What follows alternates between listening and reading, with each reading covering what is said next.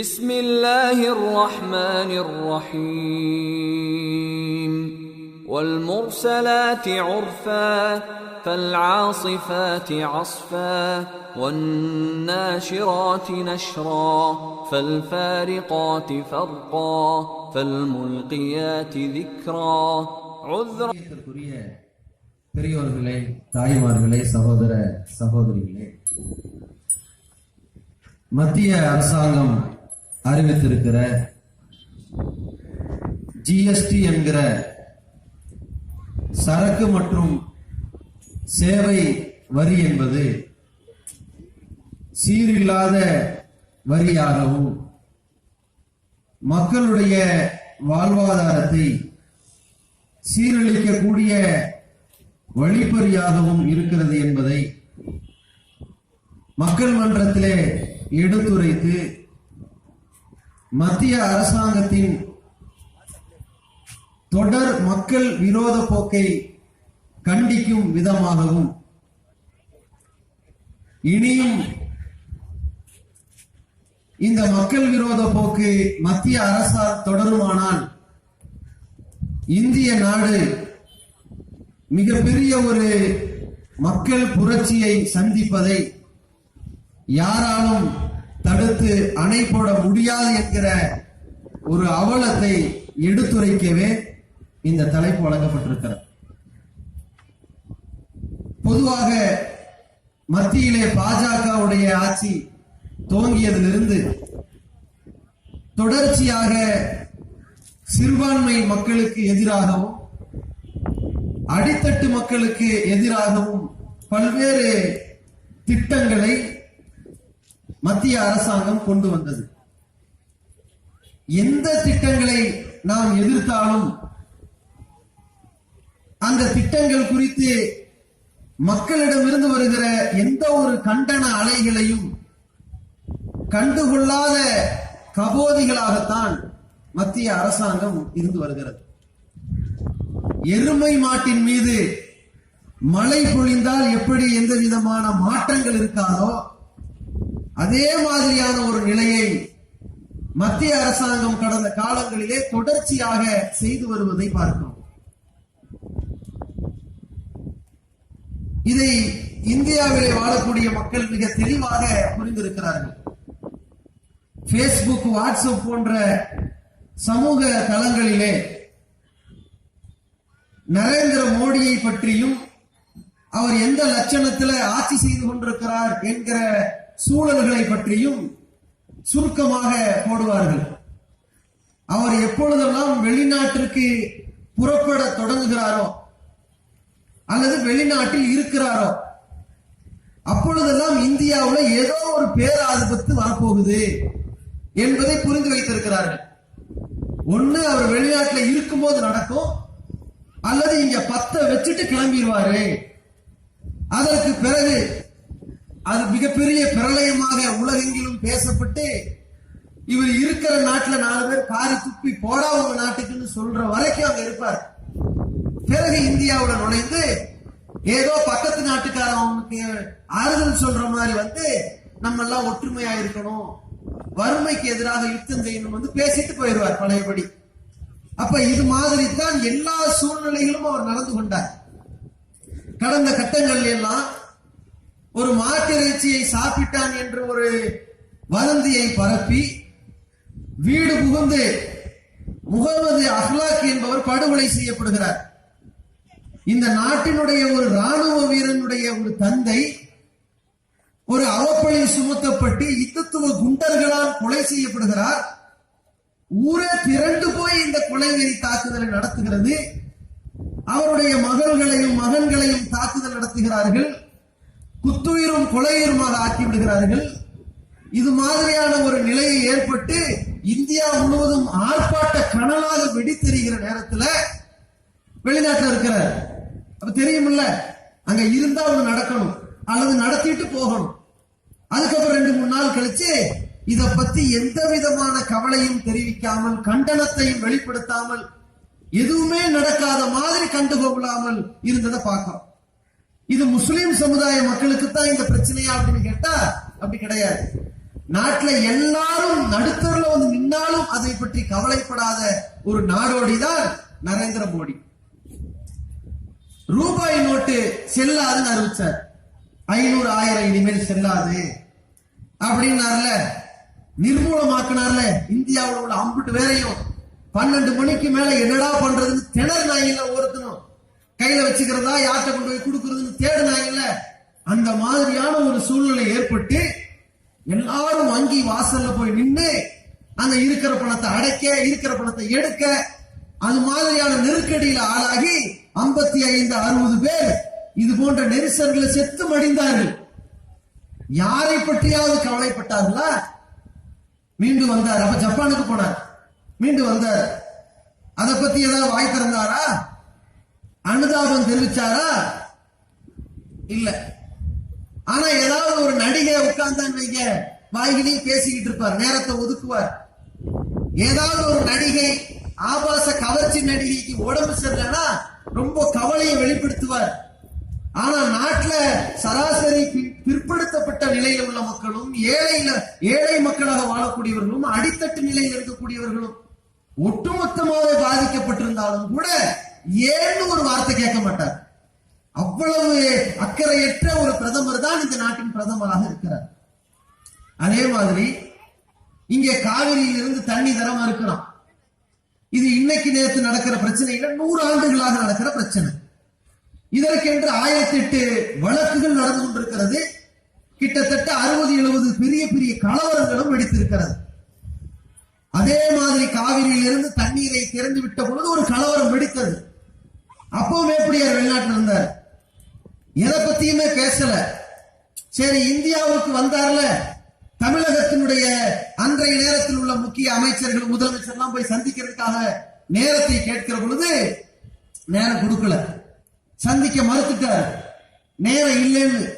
இது மாதிரியான ஒரு சூழ்நிலையில அவருக்கு பினாமியா தமிழ்நாட்டில் 4 பேர் இருப்பாங்க இல்ல, பாஜகவுக்குன்னு 4 பேர் இங்க பேசுவாங்க இல்ல, இங்கிருந்து சொன்னார்கள் அது காவிரி குறித்து மத்திய அரசாங்கம் தலையிடும் அப்படின்னாங்க. பரவாயில்ல, பிரச்சனையை தீர்த்துருவாங்க போல இருக்குதுன்னு நினைச்சா, எப்பொழுது தலையிடும் என்றால் அந்த பிரச்சனை அதுவாகவே முடிவடைகிற சூழ்நிலை வருகிற பொழுது நாங்களே கையில் எடுப்போம்னார்கள். செத்ததுக்கு பிறகு எதுக்குடா நிவாரணம், எல்லாம் முடிவடைஞ்சுமா, அப்புறம் வருவாங்க. அந்த மாதிரி எல்லாம் பதில் கொடுத்தார்கள். இங்கிருந்து விவசாயிகள் தங்களுடைய கடன்களை எல்லாம் தள்ளுபடி பண்ணணும், நாங்க ரொம்ப நெருக்கடியில மாட்டிக்கிட்டோம், விளைச்சலுக்காகத்தான் கடன் வாங்கணும், மழையும் இல்ல, அது மாதிரியான விளைச்சலும் இல்ல, எதிர்பார்த்த சாகுபடி கிடைக்கல, அதனால எங்க கடனை தள்ளுபடி பண்ணுங்கன்னு கேட்டாங்க.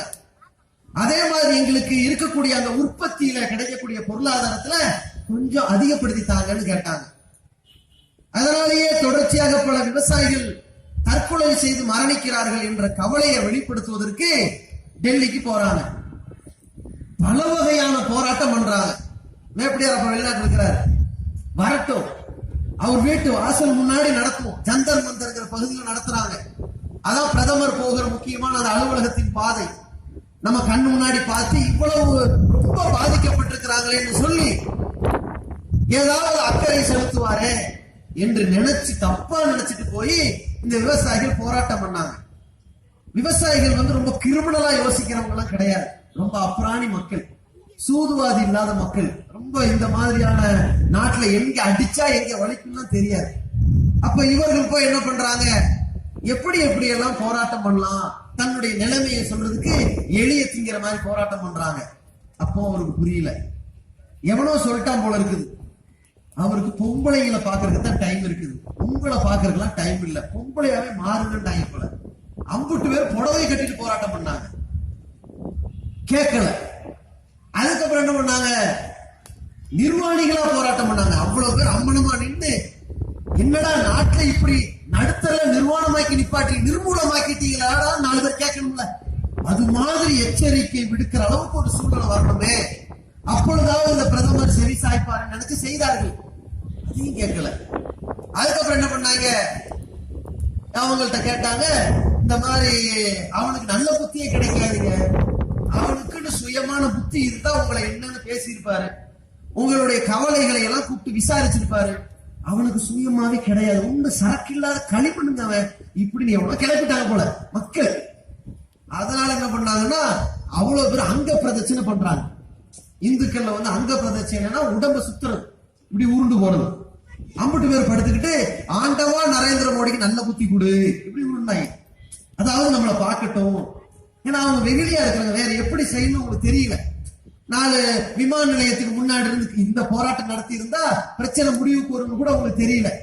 அல்லது 2 பஸ்ஸை கொளுத்தி விட்டாலும் பஞ்சாயத்து முடிஞ்சிடும் கூட போராட்டக்காரர்கள் செய்யறது கூட அவர்களுக்கு தெரியல போல. அவங்க என்ன பண்ணிட்டாங்க, கொஞ்சம் சுமூகமா போவோம், ஒரு 2 விமான நிலையத்தை முற்றுகை பண்ணான்னு. இப்ப திருச்சி இருக்கு, சென்னை இருக்கு, அப்படியே வாசல்ல போய் உட்கார்ந்துட்டாங்க. எவனும் வெளிநாட்டுக்கு போக மாட்டான், வர மாட்டான், பிளைட் வராது போகாது. எங்க அமெரிக்காவுடைய பிளைட் நின்று போயிடும், ஜெர்மனியுடைய பிளைட் நின்று போயிடும், அரபுலக தேசத்துக்கு போற பிளைட் நின்று போயிடும். எல்லாமே நின்று ஏன்டா நின்றுச்சுன்னு அங்கிருந்து இங்க செவட்டில் அடிப்பாங்க. உடனே விசாரிக்கலாம்ல. இதுதான் நல்ல தீர்வு கூட உங்களுக்கு தெரியல. விமான நிலையத்திற்கு சென்று வருகிற அந்த சென்னையிலிருந்து விமான நிலையத்துக்கு செல்கிற அந்த ஜெமினி பிரிட்ஜ் இருக்கு பாருங்க, அங்க ஒரு போராட்டம் பண்ணாங்க. இந்த திருமுருகன் காந்திங்கிற அந்த குரூப் எல்லாம் சேர்ந்து போராட்டம் பண்ணோன்னு என்ன ஆயிடுச்சு, அதிகமான போக்குவரத்து இடங்கள் ஏற்பட்டு 4-5 விமானம் பிளாக் ஆயிடுச்சு. லேட் 1 மணி நேரம் 2 மணி நேரம். 4-5 விமானம் லேட் ஆச்சுன்னா, அந்த பாதை பிளாக் ஆயிடுச்சுன்னா சர்வதேச அளவுலையும் பாதிக்கும். இங்கிருந்து இலங்கைக்கு போற கனெக்டிங் பிளைட் இருக்குல்ல, இலங்கையில விட்டு இலங்கையிலிருந்து சவுதிக்கு ஒரு பிளைட் போகும், ஜோர்டானுக்கு ஒரு பிளைட் போகும், குவைத்துக்கு ஒரு பிளைட் போகும், அபுதாபிக்கு ஒரு பிளைட் போகும், கத்தாருக்கு ஒரு பிளைட் போகும், பஹ்ரைனுக்கு ஒரு பிளைட் போகும், மலேசியாவுக்கு கூட ஒண்ணு போகும். அவ்வளவு பேரையும் லாக் பண்ணிருக்கு. இப்போ சென்னை பிளைட் இது போனாலும் அதை பிரிச்சு விட முடியும், பேசஞ்சர்களை பயணிகளை பிரிச்சு விட முடியாட்டி அப்படி நிக்கும். உலகம் ஃபுல்லா பாதிக்கும்ல. பயங்கரமான போராட்டம் ஆயிருச்சு, எல்லாரும் கொந்தளிச்சாங்க. அது மாதிரி இந்த விவசாயிகள் பண்ண தெரியல, உருண்டாங்க. ஆண்டவா நல்ல புத்தி கொடுறாங்க, கேட்கல. டெல்லியில போய் அதுக்கப்புறம் பார்த்தாங்க, இந்த நாய்க்கு முன்னாடி போராட்டம் பண்றது மக்கள், இந்த நாய்க்கு முன்னாடி போராட்டம் பண்றதுக்கு விஷத்தை வாங்கி குடிக்கலான்னு போல விஷம் குடிக்கிற போராட்டம் ஆரம்பிச்சாங்க. மூத்திரம் குடிக்கிற போராட்டம் குடிச்சாங்க. அவ்வளவு தன்னுடைய அவலத்தை வெளிப்படுத்தியும் கூட எந்த விதமான அசைவுகளும் ஆட்டமும் கொடுக்காத அரசு தான், இடிச்ச புலி மாதிரி இருக்கிறவங்க தான் இன்னைக்கு மத்திய அரசு. அப்ப இன்னைக்கு ஜிஎஸ்டி வரி எல்லாம் சொல்லி என்ன புண்ணியம் நீங்க நினைக்கலாம், அது என்ன புண்ணியம் கடைசியில சொல்ல வர. அதே மாதிரி இப்ப இந்த ஜிஎஸ்டி வரின்னு போட்டிருக்காங்கல்ல, இது எதுக்காக வேண்டி போட்டாங்க, இது சரியான திட்டம் தானா, நம்ம நாட்டில் இது நல்லபடியாக முன்னேற்றத்தை ஏற்படுத்துமா, அடித்தட்டு மக்களுக்கு கை கொடுக்குமா, கை விரிக்குமா அப்படிங்கிற விவாதத்துக்கு வருகிற பொழுது, இந்த ஜிஎஸ்டியை பொறுத்த வரைக்கும் எதுக்காக போட்டார்கள் அப்படின்னா, ஒரு நாடு ஒரு சட்டம் அப்படிங்கிறது மாதிரி எல்லா பொருட்களையுமே, அந்த சரக்கையும் அதை கொண்டு போய் சேர்க்கிற சேவைக்காக வேண்டி ஒரு 17 வகையான வரி இருக்குது. அந்த 17 வகையான வரிய 17 வகையா கட்டுறதுக்கு பதிலா ஒரே வரியாக ஆக்குறோம். நாடு முழுவதும் ஒரே வரி திட்டம். இது சர்வதேச அளவுல இருக்குது, ஜப்பான்ல இருக்குது, சைனாவுல இருக்குது, எல்லா நாடுகளிலும் இருக்கிற ஒரு திட்டமாகத்தான் நாங்க இந்த ஜிஎஸ்டி வரியை அமுல்படுத்துறோம்னு சொல்லி மத்திய அரசாங்கம் சொன்னாங்க. இதை வச்சு என்ன சொல்றாங்க, அச்சேதின் ஆகையான்னு புதிய இந்தியா பிறந்துருச்சு அப்படின்னாங்க. எப்ப இதை அறிவிச்ச உடனே. ஆனா இவங்களுடைய கொள்கை பிரகாரம், இந்த பாஜகவுடைய கொள்கை பிரகாரம் ஜிஎஸ்டி வரி என்பது மக்களை வாழ வைப்பதா அல்லது மாள வைப்பதா, அழிக்கிறதா என்று கேட்டால் மக்களை அழிச்சு நாசமாக்கும் என்பதுதான் பாஜகவுடைய கொள்கை. ஏற்கனவே இதே நரேந்திர மோடி குஜராத்தினுடைய முதல்வராக இருக்கும் போது அப்ப காங்கிரஸ் அரசாங்கம் சொல்லிச்சு, நாங்க ஜிஎஸ்டி வரியை அமுல்படுத்த போறோம். இப்ப ஜப்பான்ல சைனால எல்லாம் ஒரு 7% வரி இருக்கு, அது மாதிரி ஒரு 7%, ஒரு 8% ஜிஎஸ்டி வரியை நாங்க அமுலாக்க பண்ண போறோம்னு சொன்னாங்க. அப்படி சொன்ன பொழுது மிக பெரிய அளவுல கொதிச்சு கொப்பளித்து, குஜராத்ல இருந்து தான் இந்தியாவில் அதிகமான ஊர்களுக்கு துணிமணி ஜவுளி எல்லாம் சப்ளை ஆகுது, அதனால பெரிய பாதிப்பு வந்துடும் சொல்லி நரேந்திர மோடி அப்ப அறிவிக்கிறார். என்ன அறிவிக்கிறாரு, இந்த சட்டத்தை நான் எதிர்ப்பேன், இதை ஏற்றுக்கொள்ள மாட்டேன். ஏனென்றால் குஜராத் என்கிற மாநிலத்தில் மட்டும் ஒவ்வொரு மாநிலமும் இந்த ஜிஎஸ்டி வரியினால் கடுமையான பாதிப்பு உள்ளாவார்கள். அதுல குஜராத் என்கிற மாநிலம் மட்டும் 14,000 கோடி மாதம் நட்டப்படுவார்கள். மாசத்துக்கு 14,000 கோடி நஷ்டம்னா இந்த மாநிலம் என்ன வருது? ஒருபோதும் அனுமதிக்க மாட்டேன். எந்த அளவிற்கு என்றால், இந்த சட்டத்தை மத்திய அரசாங்கம் பிறப்பிக்கிறதா இருந்தால், இந்த சட்டம் ஜிஎஸ்டி வரி என்று நாடு முழுவதும் நீங்கள் அமுல்படுத்துவதாக இருந்தால், என்னை சாவடித்து என் பிணத்தின் மீதுதான் நீங்க அதை அமல்படுத்தணும். இப்ப என்ன பண்ணிருக்கிறாங்க? அமல்படுத்திட்டாங்க. அப்ப மோடி ஒரு செத்த பணம் இவங்க அறிவிச்சுட்டாங்க. இப்ப பிணத்துக்கு மேலதான் அறிவிச்சிருக்காங்க. இப்ப என்ன பணமாக்கிட்டு தான் அறிவிக்கணும்னு சொன்னது மோடி. இப்ப புதிய இந்தியா பிறந்துருச்சுன்னு அருண்ஜேட்லி அறிவிக்கிறாருன்னா யார பணமாக்கி இருக்கிறாங்க? மோடிய. சரி, அப்ப இதை அறிவிச்சிருக்கிறார்கள். அப்ப இவர்களுக்கே தெல்ல தெளிவா தெரியும், இந்த ஜிஎஸ்டி வரி என்றால் மக்களை பயங்கரமா பாதிக்கும். எந்த உற்பத்தியும் பாதிக்கும், எந்த இடத்துலயும் பொருள் சப்ளை ஆகாது, யாரும் எந்த மாதிரியான பொருளை ஏற்றுமதி இறக்குமதி பண்ண முடியாது, ரொம்ப லாக் ஆயிடுவாங்க அப்படின்னு தெரிஞ்சு கூட எந்த விதமான கவலையும் இல்லாம மக்களுடைய சிரமத்தை உணராமல் இவர்கள் விதித்திருக்கிறார்கள். எது மாதிரி?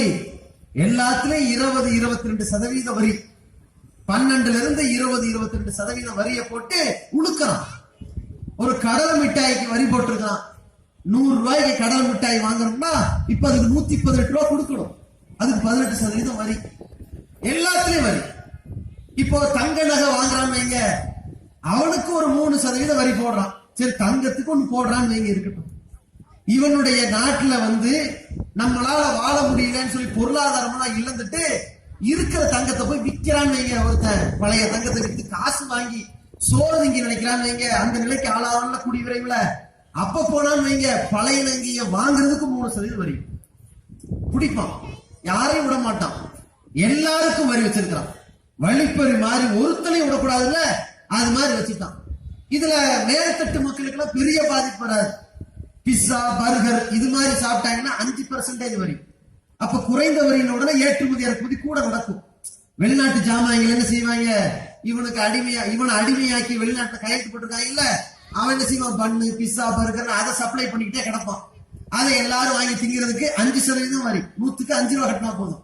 இதே சோறு திங்க போனோம் வைங்க, ஹோட்டல்ல இப்ப ஒரு 20 பேர் சேர்ந்து ஒரு சாப்பாடு சாப்பிட போறாங்க. ஒரு 5,000 ரூபாய் பில் வாங்குச்சுன்னா 1,000 ரூபாய் எக்ஸ்ட்ரா வரி கட்டணும். 20%, 6,000 ரூபாய் பில் எழுதுவோம். இது மாதிரி அனைத்துலயுமே வரியை போட்டு, அரிசியில வரி, பருப்புல வரி, வெங்காயத்தை, எல்லா பொருட்களையுமே வரியை போட்டு மக்களை போட்டு திணிச்சுக்கிட்டு இருக்கிறோம். இதனுடைய நிலைமை எங்க போய் நிக்குதுன்னா, காசு சம்பாதிக்கிறத மட்டுமே குறிக்கோளாக கொண்டு மத்திய அரசாங்கம் எப்படி தலையிட்டு இருக்குதுன்னு சொன்னா, எதுல அதிகமான பொருளை மக்கள் வாங்குவார்களோ அதுல அதிக வரியை போட்டணும். எந்த பொருளை அதிகமா மக்கள் வாங்கி பயன்படுத்துவார்களோ அது எவ்வளவு அத்தியாவசியமா இருந்தாலும் சரி, அதுல தான் நம்ம காசு சம்பாதிக்க முடியும் அப்படின்னு சொல்லி எந்த விதமான ஒரு கருணையும் காட்டாம அந்த மக்கள் மீது கொண்ட வரி என்னன்னு கேட்டீங்கன்னா, இந்த உடல் ஊனமுற்றவர்கள் இருப்பாங்க நம்ம நாட்டுல, அவர்களுக்குன்னு சில பொருள் இருக்கும்ல, தள்ளுவண்டி, சக்கரம் அதெல்லாம் இருக்குல்ல, அந்த பொருளுக்கு வரி வச்சுட்டான். இந்த உடல் ஊனமற்றவனுக்கு இலவசமாக இது போன்ற உபகரணங்களை கொடுக்க வேண்டிய அரசாங்கம் அதை விலைக்கு வாங்கணும்னு வந்தாலும் கூட அதுக்கு வரி வைக்கிறான். தள்ளாத முதியோர்கள் எழுந்து நடக்க முடியாதுல்ல, அவர்களுக்கு தள்ளுவண்டி வேணும்ல, சக்கரம், அந்த வண்டி வாங்குறதுக்கு இப்ப வரி கட்டி ஆகணும். அப்படி எல்லா தரப்பு மக்களும் இவனுடைய ஆட்சியை நினைச்சு கண்ணீர் வடிக்கணும், கதறணும். அந்த மாதிரி ஒரு நிலை ஏற்படுத்தி நம்ம நாட்டினுடைய எல்லா பெண்களுடைய நிலை ஒரு பூ பெய்த பிறகு, பருவம் அடைந்ததற்கு பிறகு மாதாந்திர அவர்களுடைய இயற்கை தேவையாக அந்த ஒரு மாதவிலக்கினுடைய நேரத்துல ஒரு துணியையோ மற்ற பொருளையோ வைத்து அதை தவிர்த்து சுத்தம் செய்வதை விட இந்த சானிட்டரி நாப்கின் சொல்லி விற்பனைக்கு விடுறாங்கல்ல பல வகையில, அந்த பொருளைத்தான் வாங்கி சுத்தம் செய்து தன்னுடைய அன்றாட புழக்கத்திற்கு வசதி அது. ஆனா அந்த மாதிரியான ஒரு நெருக்கடியில வாழ்ந்து கொண்டிருக்கும் பொழுது நம்ம நாட்டுல கிட்டத்தட்ட 78% பெண்கள் ரொம்ப பரம ஏழைகளா இருப்பாங்கல்ல. ஒரு ட்ரெஸ் தான் இருக்கு, மாற்று துணி இல்ல, வீட்டுல கழிப்பறை இல்ல, வீடே இல்ல, பிளாட்பார்ம் தான் வீடு. இந்த மாதிரி இருக்கிற பரம ஏழைகளாக இருப்பவர்களை தவிர மற்ற எல்லா தரப்பு பெண்களுமே இந்த மாதிரியான பொருளை வாங்க வேண்டி இருக்கிறது. கரெக்டா அதுல பார்த்து 12% வரி வச்சுட்டான். அதாவது ஒவ்வொரு தடவையும் ஒவ்வொரு மாசமும் இவன் போட்டிருக்கிற இந்த சர்வாதிகார ஆட்சியை நினைத்து சாவுங்கடா இப்படிங்கிற மாதிரி போட்டு வச்சிருக்கிற சட்டம். அப்ப இவ்வளவு வரியை போட்டு நம்மளை திணிச்சு கொடுமைப்படுத்திட்டு இருக்கிறாங்களே, இவ்வளவு அடித்தட்டு மக்களை இந்த அளவுக்கு கஷ்டப்படுத்திக்கிட்டு இருக்கிறாங்கன்னு சொல்லி மக்கள் கொந்தளிச்சு கிடைக்கிறவனை எல்லாம் போய் கேள்வி கேட்கணும்ல. பத்திரிகையாளர்களுக்கு யாரு கிடைக்க மாட்டாங்க? பிரதமர் கிடைக்கவே மாட்டார். அவர் பாட்டு சட்டம் வாங்கிட்டு வெளிநாடு போயிடுவார், கிடைக்கவே மாட்டார். லோக்கல்ல அங்கங்க சில அமைச்சர்கள் வருவாங்க, அவனாவது என்ன செய்யணும், ஜிஎஸ்டி வரி வந்தால் நம் நாட்டுக்கு அது நல்லது இது நல்லதுன்னு ஒரு வாத பிரதிவாதம் பேச தயாரா இருக்கணும். எவனாவது பேச முடியுதா? ஓட விட்டு அடிக்கிற மாதிரி இருக்கிறாங்க, கோபம். அதுல சமீபத்துல ஒரு பெண் அமைச்சர் நிர்மலாங்கிற பொம்பளைட்டு விசாரிக்கிறாங்க, நீங்க சொல்லுங்க, இந்த மாதிரி ஜிஎஸ்டி வரியை போட்டிருக்கிறாங்களே, இனிமேல் நாங்க போய் ஹோட்டல்ல சாப்பிட முடியுமா? வெளியே ஹோட்டல்ல சாப்பிட்டா வரி வச்சிருக்கிறீங்களே, நாங்க எப்படி சாப்பிட முடியும்னு கேட்டிருக்கிறாங்க. அந்த அம்மா வேகமா ஹோட்டல்ல சாப்பிடாட்டி வீட்டுல சாப்பிட்டு இருக்குது. அவங்க திருப்பி கேட்டா, வீட்டுல களிமண்ணையா சாப்பிட்டு இருக்கிறோம், வீட்லயே அரிசி பருப்பு தானே வாங்கி சாப்பிடுறோம், அதை நம்ம ஒப்ப விட்டு சொத்தா அதுக்கும் வரி கட்டி தானே, அதுக்கும் ஜிஎஸ்டி போட்டிருக்கீங்களா? பதில காணும். இதுக்கு மேல பேசக்கூடாது.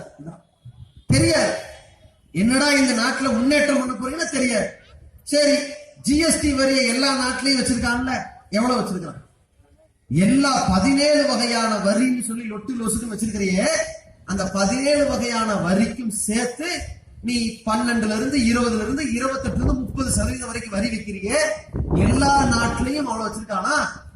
ஒரு 7% வரி அல்லது ஒரு 6% வரி அல்லது 3% வரி, அது இருந்தா ஓகே. நமக்கு சேவை அந்த கூட்ஸ் வரதுக்கு சர்வீஸ் டாக்ஸ் கட்ட வேண்டி இருக்கு, கொடுத்துக்கலாம். ஆனா 15%, 20%, 25% சொன்னா இது சக்சஸா போகுமா? நாடு முழுவதும் எப்படி சிரமப்படுவான்? இப்ப தெரியாது இந்த சூழ்நிலை. ரூபாய் நோட்டு தடை செய்யும் பொழுது கூட முழுசா பண்ணல, அம்புட்டியை தடை பண்ணி இருந்தா அன்னைக்கே காலி ஆயிருப்பான். மத்திய அரசாங்கம் அன்னைக்கே சாப்டர் க்ளோஸ் ஆயிருக்கும், பெரிய புரட்சி வெடிச்சிருக்கும். இந்த 500, 1000 மட்டும் தடை பண்ணிட்டு 100 புழக்கத்துல விட்டாங்கல்ல, புழக்கத்துல இருந்துச்சுல, சோத்துக்கு வழி இருந்துச்சு. ஆனா இப்ப என்னன்னா, எல்லா பொருளுக்கும் வரிய வச்சதுனால ஒரு 10ல இருந்து 15 நாள் வரைக்கும் தான் நம்ம இயங்குவோம். எல்லாம் புரிஞ்சுக்கீங்க, ஒரு 10ல இருந்து 15 நாள் வரைக்கும் நம்ம இயங்குறதுக்கு என்ன காரணமா இருக்கும்னா, வாங்கின சரக்கு இருக்கு, எல்லா கடைக்காரன்ட்டையும் வாங்கி வச்ச சரக்கு இருக்குல்ல, அதுக்கு என்னது, இப்போதைக்கு ஜிஎஸ்டி வரிய சொல்லி 100 ரூபாய் பொருள் 18 ரூபாய் எக்ஸ்ட்ரா கொடு, 12 ரூபாய் எக்ஸ்ட்ரா கொடு வித்து கொடுத்துருவான். அதுக்கு பிறகு சரக்கை எடுக்கிறது கடைக்காரலாம் யோசிப்பான். ஏன், எம்ஆர்பி பொருள் இருக்கு, ஒரு பொருளுக்கான அந்த retail price, maximum retail price MRP, அதிகபட்சம் இதுக்கு இவ்வளவு ரூபா விற்கணும் அப்படின்னு வச்சிருப்பான்ல, 20 ரூபா 30 ரூபா ஜாமானுக்கு. அதை என்ன செய்வான், ஜிஎஸ்டி வரியை சேர்த்து 30 ரூபா பொருளை 35 ரூபான்னு விற்பான், 40 ரூபா பொருளை 50 ரூபான்னு கொடுப்பான், 100 ரூபா பொருள் 120 ரூபான்னு கொடுப்பான். இப்போ எம்ஆர்பி போட்டு இந்த விலைக்கு தான் கொடுக்கணும் நம்ம சட்டம் போட்டு எல்லா பொருளும் நீ வரப்போகுது 2 மாசம் கழிச்சு. அப்படி வந்துருச்சுன்னா எந்த கடைக்காரனும் ஆஃபர் வைக்க மாட்டான், 4 வாங்கினா 1 ஃப்ரீ இதெல்லாம் வைக்க மாட்டான். ஏன், அவனுக்கே லாபம் முடங்கி குறைஞ்சு போயிடும். அப்ப என்ன, எல்லா ஜிஎஸ்டி வரியை வச்சுக்கிட்டு என்னத்தை அதிக விலைக்கு விற்க மாட்டான். ஒரு கடையை விட இன்னொரு கடை வியாபாரம் ஆறது காரணமே, சில பொருட்கள் இவன்ட்ட கம்மியா இருக்கு, சில பொருட்கள் அவன்கிட்ட கம்மியா இருக்கு. அம்புட்டு பேருக்கு எம்ஆர்பி ஒரே மாதிரி ஆக்கினா, எங்க 100 கடை இருக்குதா, அம்புட்டு கடையும் அட ஒரே ஒரு கடை இங்க வந்து ஜாமான் வாங்கி ஆக்கி விட்டுருவாங்க. அப்ப பெரிய கடைக்காரன் புழைச்சுக்குவான், சின்ன கடைக்காரன் அதோட சாகு பண்ணிதான். இதான் அவன் நோக்கம். அப்ப எல்லா சிறிய வியாபாரிகள் அடி வாங்குவாங்களா. அதுக்கப்புறம் இப்ப எல்லா மாவட்டங்கள்ல இருந்தும் பொருள் வாங்கணும். இப்பவே மார்க்கெட்ல போய் இந்த நல்லெண்ணெய் கொடுங்க, இந்த கல்லெண்ணெய் கொடுங்கன்னு கேட்டா அவங்க என்ன பண்றாங்க, சில லோக்கல்ல ரெடி பண்ற பேக்கெட்டை கொடுக்குறாங்க. என்னங்க இதை கொடுக்குறீங்க, அந்த பிராண்ட் இல்லையான்னு கேட்கிறோம். அதை நாங்க வாங்கல, ஏன் ஜிஎஸ்டி பிரச்சனையா இருக்கனால வாங்கலன்னே சொல்லிட்டாங்க. இப்ப இருக்கிற பொருள் இது தீர்ற வரைக்கும் தான் விற்போன்ட்டாங்க. அதுக்கப்புறம் என்ன பண்ணுவான், இந்த ஜிஎஸ்டி வரியை பற்றிய குழப்பம் தெளிவாகிற வரைக்கும் ஒரு 10 நாளைக்கு எதையும் வாங்க வேணாம் விற்க வேணாம் போடான்னு லீவ் விட்டுட்டான்னு வைங்க, அவ்வளவுதான். நம்ம நாட்டுல சோத்துக்கு வழி இல்லாம திண்டாட்டம் ஆடி எல்லா இடங்களையும் அது பாதிக்கும். அத்தனை இடங்கள்லயுமே பொருள்லாம் காலியாயிடும். பொருள் காலியாகிற வரைக்கும் தான், இப்ப 15-20 நாள் வரைக்கும் தான் இந்த சூழ்நிலை ஓடும். 20 நாள் கழிச்சு இதை கெடுபடிய தாங்க முடியாம எல்லா மாவட்டத்திலும் மாநிலங்களிலும் இருக்கிற லாரி ஓட்டுநர்கள்லாம் ஸ்ட்ரைக் பண்ணுவான். எங்களால இதை சரி கட்ட முடியல, பொருளை எடுத்துட்டு வர முடியலன்னு ஸ்ட்ரைக் பண்ணுவான். ஒரு நாள் ஸ்ட்ரைக் பண்ணா இன்னைக்கு தக்காளியினுடைய விலை 70 ரூபாய். போன 2 நாளைக்கு முன்னாடி 60 ரூபாய், அதுக்கு 2 நாளைக்கு முன்னாடி 50 ரூபாய், அதுக்கு முன்னாடி 40 ரூபாய், அதுக்கு முன்னாடி 30 ரூபாய். 5 ரூபாய்க்கு வாங்கின தக்காளி, கிலோ 10 ரூபாய்னு வாங்கின தக்காளி இன்னைக்கு 70 ரூபாய், நாளைக்கு 400 ரூபாய் வரும். வாங்குவோமா? ஒரு சில குடுறா ஒழுகிட்டு வாங்கி கொண்டு போயிருவோம், அது கேப்பா 100 ரூபாய்க்கு. இது கிலோ 400 ரூபாய், இப்பவே டேமேஜ் ஆகிற மாதிரி இருக்கு, அது 100 ரூபாய்மா. முடியுமா நமக்கு? நம்ம எல்லாம் குறைக்கிற எதையும் வாங்க வேணாம்னு வரும். அப்புறம் என்ன செய்வான்? பொருள் கிடைக்கலங்கிற ஒரு அவன் என்ன செய்வான்? இனிமேல் இறக்க வேணாம், ஆள் வாங்கலங்கிறான். எந்த பொருளை போய் இறக்கிட்டு வருது? அம்புட்டி நிப்பாட்டுவான், உற்பத்தியை குறைப்பான். ஏற்றுமதி இறக்குமதி எல்லாத்தையும் எல்லா மாநிலங்களையும் குறைச்சிட்டான்னு வைங்க, அதோட நின்றும். நின்னா என்ன ஆகும்? இருக்கிற பொருள் காலியானதுக்கு பிறகு நம்ம இளதலையா தின்னுட்டு வாழ்றது. நமக்கு இருக்கிற அடுத்த இலக்கு ரேஷன் கடை தான். வாங்கடா எல்லாரும் அங்க போலாம், சூறையாட ஆரம்பிப்போம். அங்க காலியானதுக்கு பிறகு மத்திய அமைச்சர்கள் சார்பா யாரெல்லாம் இருக்கிறா அவன் வீட்டை முற்றுகையிடுவான். இதுக்கு பிறகு தலைமைச் செயலகத்தை முற்றுகையிடுவான். ஏன்? இவங்க தானுங்க அதுக்கு புரோக்கரு. மத்திய அரசுக்கு பாதி, மாநிலத்துக்கு பாதி. அதுதானே இவனை அமல்படுத்தி இருக்கிறான். இவங்கிட்ட முற்றுகையிடுவான். இவங்களே முடியலன்னு வைங்க, அங்க போயிடுவான். இது மாதிரியான ஒரு நிலை 15-20 நாட்கள் கழித்து நடைபெற இருக்கிற ஒரு மிகப்பெரிய அபரிமிதமான ஒரு சூழ்நிலை இந்தியாவுக்கு ஒரு ஆபத்தா வரப்போகுது என்பதை கொஞ்சம் கூட உணராமல், எந்த விதமான பொருளாதார நிபுணர்கள்ட்டையும் விசாரிக்காம, எந்த பொருளை எவ்வளவு ஏத்தலாம், எங்க ஏத்தலாம், அந்த வரியை என்ன பண்ணலாம்ங்கிற எந்த சூழ்நிலை இல்லாமல் ஒரு அவசர கோலத்துல இந்த திட்டத்தை எடுத்திருக்கிறார்கள். பொருளாதார நிபுணர்கள் எல்லாம் என்ன சொல்றாங்கன்னா, இப்போது நம்ம நாடு ஓடிக்கொண்டிருக்கிற பொருளாதார சூழ்நிலையிலையும், நம்ம மக்கள் வாங்கிக்கிட்டு இருக்கிற பொருட்களுடைய சூழ்நிலையிலையும், இருக்கின்ற விலைவாசியுடைய சூழ்நிலையிலையும் பார்த்தா, இந்த ஜிஎஸ்டி வரி சட்டத்தை 2019 தான் அமல்படுத்தணும்னாங்க. இவன் என்ன பண்றான்? 2 வருஷத்துக்கு முன்னாடியே இதை அமல்படுத்திட்டான். இப்ப இதனால என்ன வரும்? பயங்கரமான பல பிரச்சனைகளை சந்திப்பதற்கு மத்திய அரசாங்கம் காரணியாயிருச்சு. என்ன மாதிரியான பிரச்சனைனா, மக்களுக்கு ஒரு வகையில் ஒரு ஆறுதல் இருக்கும்ல, சரி நம்மள்கிட்ட வாங்கின வரிய நல்லது தானே செய்யறாங்க, இப்படின்னா ஒரு ஆறுதல் வரும்ல. நம்ம 100 ரூபாய் பொருளை 120 ரூபாய் கொடுத்து வாங்குறதுக்கு ஒரு முடிவு எடுக்கிறோம்னா எப்ப முடிவு எடுப்போம்? சரி ஓகே, நம்மகிட்ட வாங்குற காசு வச்சு வெட்டியாவா இருக்கிறான், இதை வச்சு ரோடு போடுறாங்க, நல்ல பல கல்விகளை கொடுக்கறாங்க, மருத்துவமனைகளை சீராக்கி இருக்கிறாங்க, அப்படிங்கிற சூழ்நிலை இருந்துச்சுன்னு சொன்னா மக்கள் என்ன பண்ணுவாங்க? ரொம்ப சந்தோஷப்பட்டு, ரொம்ப வரி கொஞ்சம் ஜாஸ்தியா இருக்கு, கொஞ்சம் குறைச்சிக்குங்க, நாங்க தர தயாரா இருக்கிறோம்னு சொல்லி மன நிம்மதியோட கொடுப்பார்கள். ஆனா அந்த மாதிரியான லட்சணத்திலேயே ஆட்சி நடத்துறாங்க. இவன் மனிதர்களுக்காக வேண்டிய இந்த நாட்டுல ஆட்சி நடந்துகிட்டு இருக்குது, மாட்டுக்காக வேண்டிய ஆட்சி செஞ்சுக்கிட்டு இருக்கான். மனிதர்களுக்காக ஆட்சி செய்யறான். ஒரு மனிதன் பாதிக்கப்படுகிற பொழுது, விபத்துல மாட்டிக்கொள்கிற பொழுது அவனை விரைவாக முதலுதவி கொடுத்து உயிரை காப்பாற்றணும். அது சர்வதேச அளவுல ஒரு மனித உரிமை சார்ந்த விஷயம், மனித நேயம் சார்ந்த விஷயம். உயிரை காப்பாற்றுற விஷயத்துல கூட நம்ம நாட்டுல பல சட்டங்கள் தளர்த்தப்பட்டிருக்குது. ஒருத்தர் விபத்துல அடிபட்டான்னு வைங்களேன், அவனை வேக வேகமா ஆட்டோல தூக்கிட்டு போய் அந்த காலத்துல சேர்க்க பயப்படுவாங்க. ஏன்? கொலைக்கேஸ் எழுதிடுவாங்க. ஒருத்தர் குத்துயிர் கொலையுமா கிடக்கான். இது மாதிரி விபத்துல அடிபட்டு மண்டை கவால குழந்து கிடக்குது, ரத்தம் ஓடிக்கிட்டு இருக்குது. ஒரு ஆட்டோக்காரர் வேகமா மனிதநேயத்தின்படி அவரை தூக்கி ஆட்டோல ஏத்தி மருத்துவமனைக்கு போனார்னு வைங்க, அதோட இறந்துட்டான்னா இவன் கொலகாரன் சேர்த்து விட்டுருவாங்க. அல்லது இவனை நீ தானே தூக்கிட்டு வந்த, வா கேஸுக்கு வான்னு கூப்பிடுவாங்க. இவன் 4 நாள் பொழப்பு கெட்டுரும். இதுக்கே பயந்து அவனை கூப்பிடாம இருந்தான். அதே மாதிரி போன் பண்றான்னு வைங்க, ஆம்புலன்ஸ்ல நீங்க அவருக்கு யாருமா, நான் அந்த இடத்துல நின்று போன் பண்றேன்பா, அங்கே நில்லும்பா, ஓடி போயிருவாங்க. இதனாலேயே போன் பண்ண பயந்தான். அப்ப இதையெல்லாம் தளர்த்து ஒரு விபத்து எங்க நடந்தாலும் உடனடியா ஆம்புலன்ஸ்க்கு அடிங்க அப்படின்னாங்க. இவன் நம்மள்கிட்ட வரி வாங்கி இது போன்ற அடிபடுகிற மக்களுக்கு உதவி செய்ய வேண்டிய அரசாங்கம் இப்ப ஒவ்வொரு மாநிலத்திலும் எப்படி இம்ப்ளிமெண்ட் பண்றான்? இனிமேல் ஆம்புலன்ஸ்ல யாராவது பாதிக்கப்பட்டு உயிருக்கு போராடி கொண்டிருக்கிற நேரத்துல அவர்களை ஆம்புலன்ஸ்ல ஏத்துறதா இருந்தா ஆதார் அட்டை அவசியம் தான். ஒரு சிம் கார்டு வாங்குறதுக்கு ஆதார் அட்டைன்னு சொன்னா ஏதோ சனியம் போ அப்படின்னு விடலாம். ரேஷன் கார்டை உறுதிப்படுத்துறதுக்கு ஆதார் அட்டைன்னா கழுத போ, இதையும் விடலாம். இதுல சாவ கிடந்தவன்ட்ட ஐயோ அம்மான்னு கிடப்பான்ல, துடி துடிச்சுக்கிட்டு இருக்கும் அல்லது மூர்ச்சியா இருக்கிறவங்க எழுப்புற மாதிரி கண்டிஷன்ல அவனை அவசர அவசரமா ஆம்புலன்ஸ் கதவு திறக்க முன்னாடி எடுறா ஆதார் அட்டைம்பா, அவனுக்கு இனி ஆகாரமே இல்லாம இருக்குதுடா, ஆதார் அட்டை கொடுறாங்க. ஆதார் அட்டையில சாவுடான்னு போயிடுவான் சட்டம். இவனுங்களுக்கு போய் நம்ம வரி கட்டலாமா? நம்ம வரி பணம் இந்த நாய்களுக்கு தேவையான்னு நினைப்பான்ல ஒருத்தனுமே. சராசரியா ஒரு மனசு நினைப்பான் இல்லைங்க, யாருமே இதெல்லாம் யோசிப்பான். அட மாட்டுக்கு இப்ப என்ன வந்துச்சு, மாடு ஜீவகாருண்யம் தேவைதான், மனுஷனை விடவா?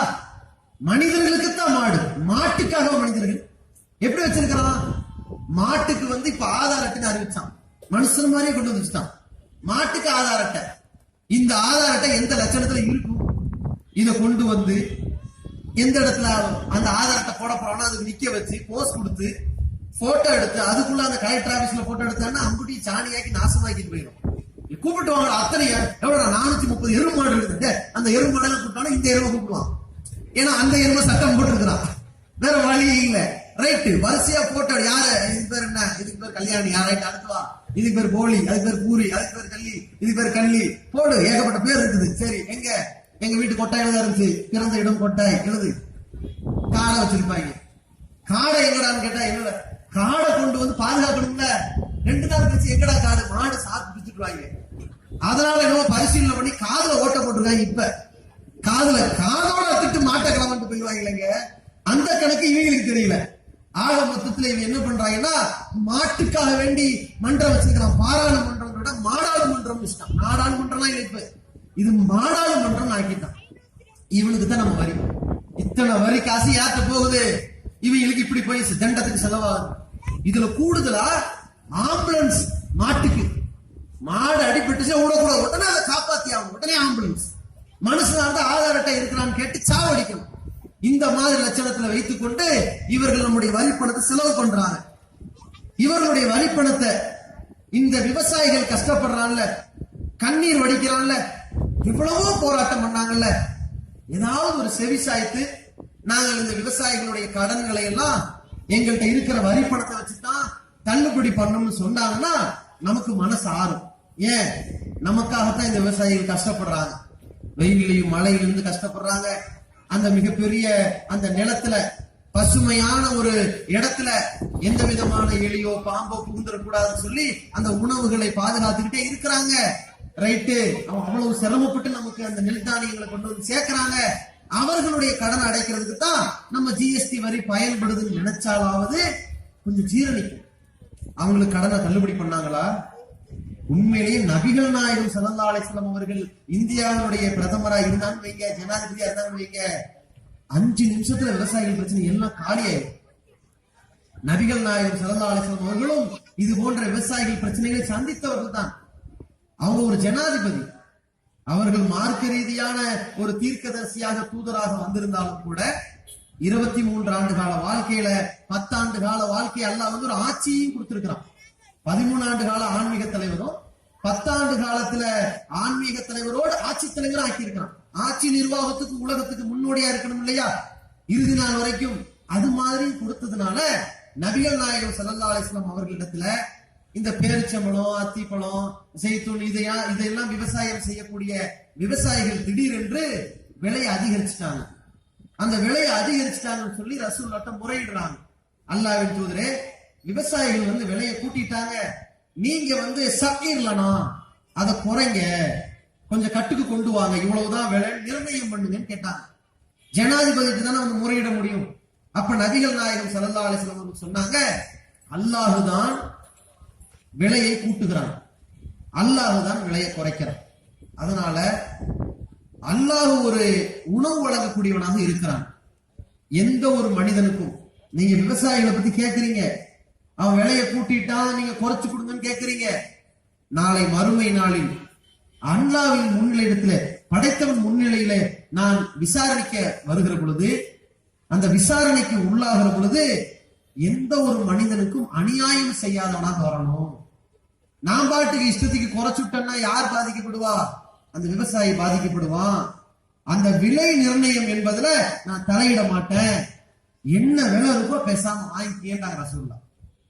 ஏன், விவசாயி தான் இந்த தேசத்தின் முன்னேற்றம் கருதினார்கள். அவன் இல்லாட்டி இந்த உலகமே அழிஞ்சிரும் நினைத்தார்கள். அதனால்தான் விலை நிர்ணயத்தை நானா போட மாட்டேன், அந்த கஷ்டத்தை நினைத்து வியாபாரத்தை உணர்ந்து அவன் என்ன சொல்றானோ அதான் விலை. நான் இதுதான் ரசூலுல்லாஹ்வுடைய வாழ்க்கை. அதே மாதிரி இந்த மத்திய மாநில அரசாங்கம் விவசாயிகளுக்கான விலை நிர்ணயத்தை நாங்க பண்ண மாட்டோம், அவங்க அரிசியை எத்தனைக்கு கொடுக்க விரும்புறாங்களோ அத்தனைக்கு எடுத்துக்குவோம்னு சொல்லி இருந்தால் அவன் கடனாளி ஆயிருக்க மாட்டான், அவன் உங்கள்கிட்ட கஷ்டப்பட மாட்டான். அவன் என்ன பாவம் பண்ணான்? அவன் கடன் பட்டாங்கிறதுக்காக வேண்டி இன்னமும் வேட்டக்காரன் கணக்குல 10-20 பேர் ஜாம்பவான்கள் ரவுடிகளை கூட்டிட்டு போய் பணம் தரையா இல்லையா அப்படின்னு மிரட்டி, அவனும் பணம் மழை இல்லைங்க அது இல்லைங்க கவலைப்பட்டு அழுவான். பரவாயில்ல, அந்த மோட்டரை தூக்கிட்டு போவா, இல்ல 2 மாட்டை எடுத்துட்டு போவா, என்ன சொல்ல வரன்னு மிரட்டி ரொம்ப அவனுடைய மன உளைச்சலுக்கு ஆளாக்குற பொழுதுதான் தூக்குல தூங்குறான். இஸ்லாமிய மார்க்கத்தை அடித்தளமாக கொண்டிருந்தால் போடா நாயன்னு விட்டுருப்பான். அவன் இந்த மார்க்கத்தை அறியாத காரணத்தினால அவர்களால் எதிர்கொள்ள முடியாது. ரொம்ப பச்சாதாபப்பட்டு பரிதாபப்பட்ட மக்கள் தூக்குல தொங்குறாங்க. அந்த தூக்குல தொங்குறதையாவது எந்த பாராளுமன்றத்தை எவனாவது கரிச்சானா, கொந்தளிச்சானா? பாஜகவுடைய அமைச்சர்கள் பேசுகிறார்கள், சமீப காலத்தில் விவசாயிகள் தூக்குல தொங்குறதெல்லாம் ஃபேஷன் ஆகிவிட்டதுங்கிறான். இந்த மானங்கட்ட மனிதநேயமற்ற அரக்கர்கள் பேசுறாங்க, ஃபேஷன் ஆயிருச்சுங்கிறான். அதான் ஃபேஷன். அவன் தன்னுடைய கவலையை சாவுல காட்டுறான். இது பேசனா? அது என்ன ஸ்டைலுக்கு செய்யறானா? ஒரு ஆர்ப்பாட்டத்துல கர்ஜிக்கிறாங்கிறது வேற. ஆர்ப்பாட்டம் ஊருக்கு பண்றாங்கன்னு சொல்லிட்டு போ. ஆனா சாவரானே, மரணத்தை தழுவுகிறானே, அவன் குடும்பத்துக்கு யார் பொறுப்பு? பொருளாதாரம் இல்லாம இழந்துதானங்க செஞ்சான். அவன் என்ன கோடிக்கணக்கிலேங்க வாங்கினான்? அப்ப அந்த மாதிரியான கடன் வாங்குற நிலை வந்திருக்காது.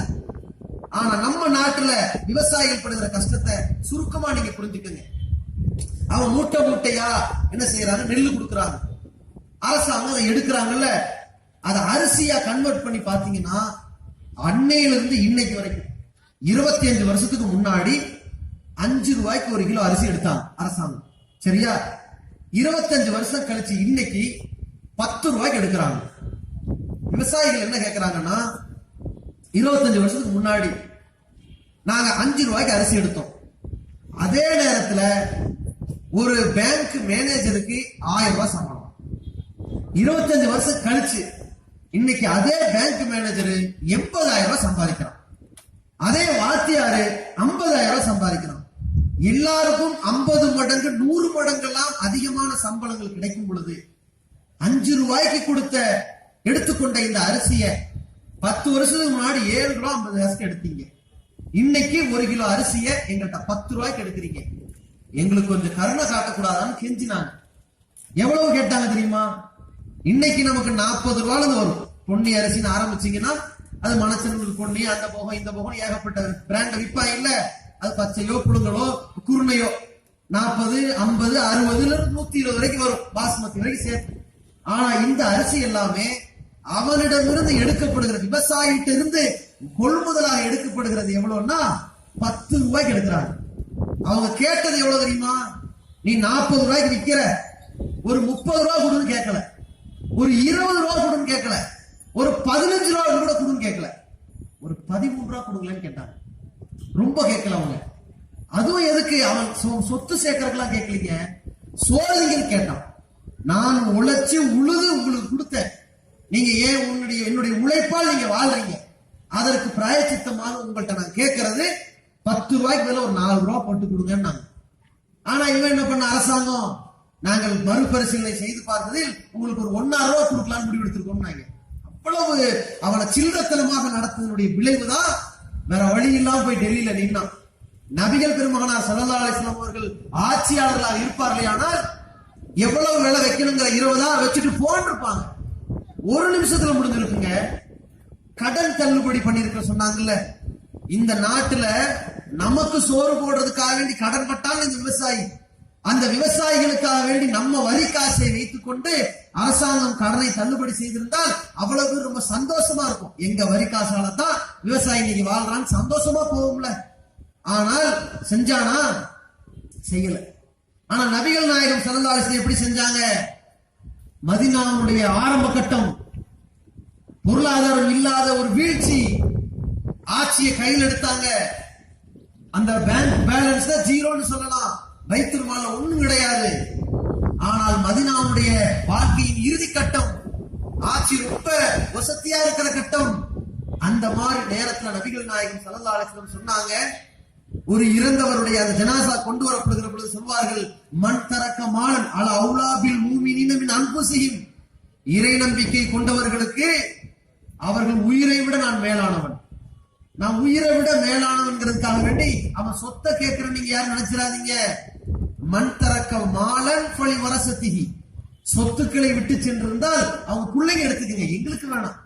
வமன் தரக்க கல்லன், ஏதாவது சுமைகள் இருக்குமா, கடன் சுமையா, இலைய என்கிட்ட கூட்டிட்டு வாங்க, நான் பாத்துக்கிறேன், எல்லாத்தையும் நான் சரி கட்டி விடுகிறேன் என்று யாரெல்லாம் கடன் பெற்றிருக்கிறார்களோ அதற்கு அந்த கவர்மெண்ட் பொறுப்பெடுத்தது. நபிகள் பெருமானார் இருந்தாலும் ஒரு 5 நிமிஷம் கையெழுத்து போட்டு போங்கடா நல்லபடியா வீடு போய் சேருங்கன்னு அனுப்பியிருப்பாங்க. இவ்வளவு நாள்ல இவர்களை நிற்கதிக்கு ஆளாக்கி இருக்க மாட்டார்கள். இஸ்லாம் இப்படிப்பட்ட மார்க்கமாண்டு கூண்டோட இஸ்லாத்தை ஏற்றிருப்பாங்க. இப்படி ஒரு மார்க்கமா, மனிதனுக்கேற்ற மார்க்கமாடா இஸ்லாம், இஸ்லாம் உணர்ந்திருப்பார்கள்.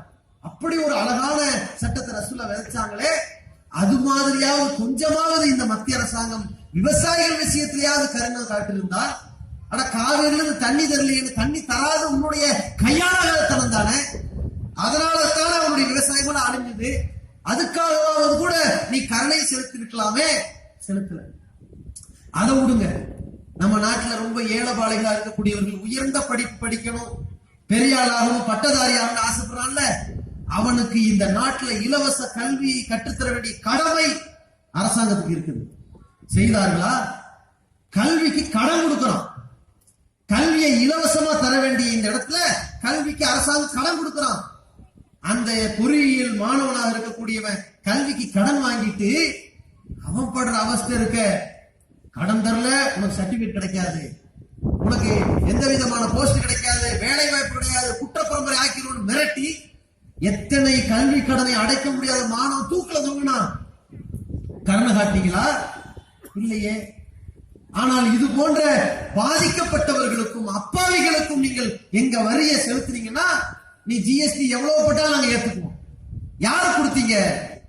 கண்ட நாயெல்லாம் தொழில் செய்யற பேர்ல அம்பானிங்கிறவனும் அதானிங்கிறவனும் மல்லையாங்கிறவனும் 100-200 கோடி இல்ல 10-20 கோடி ரூபாய்கள் கடன் வாங்கிட்டு அடைக்காம ஏமாற்று பேர் வழியில இருக்கிறானே, அவனுக்கு என்ன பண்ணீங்க? வாரா கடன் வரலையாம், வரலடா பண்ணீங்க தள்ளுபடி. தள்ளுபடிக்கு யாருடைய காசு தான் இருக்க? உங்க யார் அப்பா வீட்டு காசு? உங்க அப்பா வீட்டு காசு தான். ஜிஎஸ்டிங்கிற பேர் எல்லாரும் கொடுப்பீங்களா? இந்த வரி எங்க போய் சேர்க்கும்? இந்த மாதிரி கொள்ளக்கார பயிலுக்கெல்லாம் தள்ளுபடி பண்றதுக்கு சேர்ப்பார்கள். வேற எதற்காக சேர்ப்பார்கள்? கிடைக்கிற வரியை வச்சுட்டு இவர்களுடைய ஆக்கப்பூர்வமான திட்டத்தின் லட்சணத்தை பாருங்க. யோகா தமிழ் இந்தியா முழுவதும் யோகாவை நாம அனைவரும் கற்றுக்கொள்ள வேண்டும். மன அழுத்தத்திற்கு தேவை, அனைவருக்கும் ஆரோக்கியம் அப்படின்னாங்க. உடனே கலப்பினாங்க, யோகாங்கிற என்ன தெரியுமா? நீ இந்து மத கலாச்சாரத்தை எங்களுக்கு திணிக்கிறதுக்கு, இந்துத்துவாவை திணிக்கிறதுக்கு யோகாவை கத்துக் கொடுக்க பாக்குறியா? அது எங்களுக்கு தேவை இல்லைன்னு உடனே எல்லா டிவியிலும் உட்கார்ந்து இவங்க யாக்கி பேசுறாங்க. யோகாவை அனைத்து பாடசாலைகளிலையும் இம்ப்ளிமெண்ட் பண்றதுக்காக வேண்டி, பாடத்திட்டம் ஆக்குறதுக்காக வேண்டி, அதை மேம்படுத்துவதற்கு சொல்லி பல ஆயிரம் கோடி ஒதுக்குறான். யார் காசு? நம்ம வரி காசு. அது போகுதான் இந்த யோகாவை வச்சுக்கிட்டு இந்தியா முழுக்க எல்லாம் ஆரோக்கியத்தை கொண்டு வர போறாங்க. ஒரு ஆள் கேட்டான், அவன் நம்ம முஸ்லீம் எல்லாம் இல்ல, பொதுவான ஒரு ஆள் தான் கேட்டாரு, ஒரு நாத்திகர் தான் கேட்டாரு, ஏண்டா யோகாவை எல்லாரும் செஞ்சா ஆரோக்கியமா இருக்கலாம்னு சொன்னா, விருத்த சேதனம் முஸ்லீம் ஆண்கள் கத்துனா சுண்ணத்து கல்யாணம் பண்றாங்கல்ல, அதை எல்லா ஆண்களும் பண்ண சொல்லுங்களாமே, இந்தியாவில மோடி 50 பேருக்கு பண்ணி விட்டுற வேண்டியதானே, ரொம்ப ஆரோக்கியமா இருக்கலாம்னு கேட்டான். இதை பேசக்கூடாது, மத திணிப்புண்டாங்க. இதே தாண்டாகும், அது யோகாங்கிறீங்க, இது கத்துனாண்டாங்க. ஆனா இன்னைக்கு பல நாடுகள் ஆரோக்கியத்துக்கு வைக்கிறார்கள், செய்கிறார்கள். நம்மள சட்டமாக்குற நம்ம ஒரு முஸ்லீம் சகோதரன் பிரதமர் ஆயிட்டான்னா 50 பயிலுக்கு கத்துனா பண்ணி ஆகணும்னு ஆர்டர் பண்ண முடியுமா? அந்த கட்டிங் ஃபிட்டிங் செட் ஆகாத, யாரையும் திணிக்க இயலாது. ஆரோக்கியத்துக்கு நீ தான் செஞ்சுக்கணும்னு சொல்லுவோம். அப்ப இது மாதிரி ஒரு நிலை இருக்கிற பொழுது ஒரு மத கல்வியை கொண்டு வந்து சமஸ்கிருதத்துக்குன்னு சொல்லி நம்ம வரி காசை கொடுக்குறான், யோகாங்கிற பேர்ல வரி காசை கொடுக்குறான். இதுல இந்த லட்சணத்துல தூய்மை இந்தியான்னா என்னடா தூய்மை இந்தியான்னா, மழை வந்துகிட்டு இருக்கும், குடம் முடிச்சுக்கிட்டு செடிக்கு தண்ணி ஊத்துவான், தூய்மை இந்தியா. தூய்மை இந்தியான்னா தெருவோரத்துல நல்ல ரோடு இருக்குல்ல, கூட உடைய லாரி நிறைய குப்பையை கொட்டிட்டு கிளீன் பண்ணுவாங்க, தூய்மை இந்தியா. பெருமைக்கு. இதுல வேற இந்த பொன் ராதாகிருஷ்ணன் இருக்காருல, பொறியுண்டை பேர் வச்சிருக்காங்க. அந்த பொன் ராதாகிருஷ்ணன் என்ன பண்றாரு, இதுக்கு முன்னாடி தமிழிசை சவுந்தரராஜன் சொன்னாங்க, இன்றைக்கு இந்தியாவில் அதிகமான உறுப்பினர்களாக கொண்ட ஒரு கட்சி பாஜகண்டாங்க. சொல்றது தானே, அள்ளி விடுறது தானே. அப்ப தமிழ்நாட்டுல மட்டும் கிட்டத்தட்ட பல லட்சக்கணக்கான பேர் நாங்க போன தேர்தல் எத்தனை லட்சம் தெரிஞ்சு போச்சு. பல லட்சக்கணக்கான மக்கள் எங்களுக்கு ஆதரவு நாங்க. என்னடா ஆதரவுனா, இந்த கேஸ் சிலிண்டர் வாங்குறதுக்காக வேண்டி ஒரு நம்பருக்கு நம்ம அடிப்போம்ல, இந்த நம்பருக்கு மிஸ்டு கால் போனதை எல்லாம் கணக்குல வச்சு அம்புட்டு பயிர உருப்பிட்டாங்க. எல்லாரும் எங்க மெம்பரு, பாஜக மெம்பர்ட்டாங்க. அவ்வளவு பேரும் மிஸ்டு கால் கொடுப்பானா, முதல்ல விண்ணப்பிப்பான்ல கேஸுக்காக வேண்டி, அத்தனை பேரையும் கணக்குல சேர்த்த மாதிரி இப்போ 4 நாளைக்கு முன்னாடி ராதாகிருஷ்ணன் என்ன பண்ணாரு, ஒவ்வொரு நாளிலும் பாஜகவில் மட்டும் 100 பேர் வந்து நுழைகிறார்கள். இது என்னடா புதுசா இருக்குது அப்படின்னா ஒருத்தன் போட்டுட்டான். அது வேற ஒண்ணும் இல்ல, நாகர்கோவில் பஸ் ஸ்டாண்ட்ல ஒரு கக்கூஸ் கட்டி வச்சிருக்காங்க, தூய்மை இந்தியாண்டு. அதுக்கு தினமும் 100 பேர் வராங்க. அவ்வளவு பேர் இன்னைக்கு பாஜக உறுப்பினர். ஏண்டா அவசரத்துக்கு கக்கூஸ் போறவங்க பாஜக இந்த கணக்கு வச்சுட்டாங்க பாருங்க. அப்ப தூய்மை இந்தியான்னு வைக்கிறானே, இதுக்கு பல ஆயிரம் கோடி.